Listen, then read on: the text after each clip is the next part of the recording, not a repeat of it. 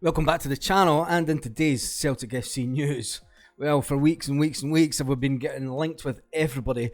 Everyone's been coming to Celtic. Now it's their turn to be the selling club.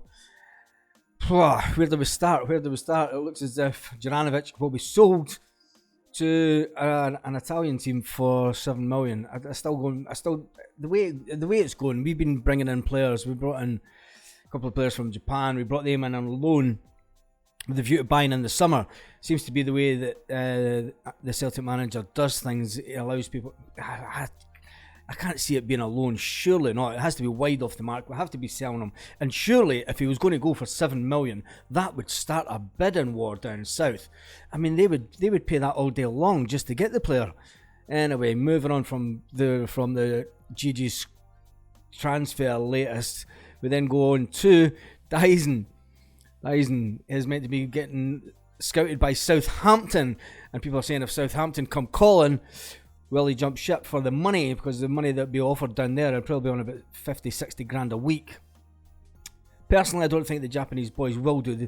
Their culture is quite committed until they're sort of told that. But then again, will Celtic take the money? I don't think Celtic will sell him. And then we look at Stephen Welsh. Yeah, it gets worse. Stephen Welsh is a player that's been around since the youth system, and he has been linked with a move to America. We'll talk about that, and then we'll also talk about the comment section from yesterday when we broke the story that GG looks to be on his way out the door, looks to have played his last game, but so does Juranovic. So where do we start? Monday, Kyogo is the biggest and the best. Well, he's the on-form striker at the moment. Let's look at it this way. The big grumpy Greek hasn't scored a goal since October.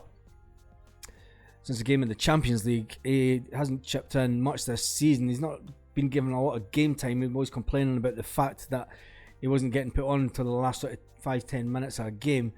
He was given half an hour the other day. But it looks as if it's been one thing too late. The fact that he's wanting more money. And we'll talk about money for players in a minute. So he looks as if he's wanting a better deal and he's wanting out the door to basically earn more cash. The Juranovic story. Now we need to go into the Juranovic story. The fact that when Celtic bought him, there was a release clause in his contract so that we could get him for 2.5 million. Now he must have a really good agent that's putting these into place in the first place. And they've obviously put in the contract that he signed with Celtic that a release clause, if a bid comes in over 6 million, he's basically out the door. Now, it's unusual for Celtic to put something in like that into a contract, but they took a bit of a chance on him. He came in and they've got a turn of him. So if he does go for 7 million, is it a good piece of business for Celtic, or is it the bargain of the century? The fact that he had a really good World Cup, getting a World Cup player that's got to the finishing third in the World Cup and picking him up for 7 million. I mean, Celtic would jump at that if they had the chance. It's just one of those days. It just seems to be that it's now our turn. That players, we've always said that the transfer window, the fact that we like to get our business done quick and early, opens up to the whole lots of speculation about players coming into the club. And then when the transfer window opens for real, that's when clubs make their move. They're not making their moves beforehand. We've got a manager that knows the Asian market well, and that's why he jumps into that market, because he knows it's closed season. They're not in the middle of a season when he makes the moves for these players. But when the transfer window opens, that's when the money starts talking, and it looks as if we're going to lose 2 or 3 players. I think if Welsh goes with our wishes and hope he makes a good career of himself. Juranovic, he can run and jump as far as I'm concerned. And for the grumpy Greek, he's been after one thing and one thing only, and that's cash. But he was obviously offered plenty of cash when he came to Celtic, and if he'd done well, he was obviously told he'd get that increased, and when he went to get the increased offer, it wasn't what it was. So Daizen Maeda to Southampton, I don't think will happen.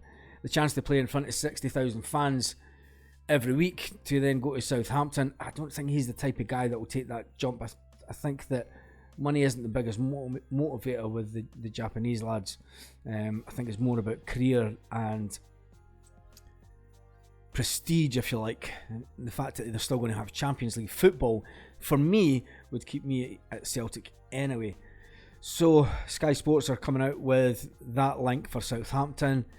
Welsh could be on his way to America, and Juranovic could be on his way to the second tier in Italy. Where do we go from here? The good news is we've got the comment section to look forward to, so let's jump over to the comment section and see what you were saying yesterday in yesterday's video. The first one that we'll look at,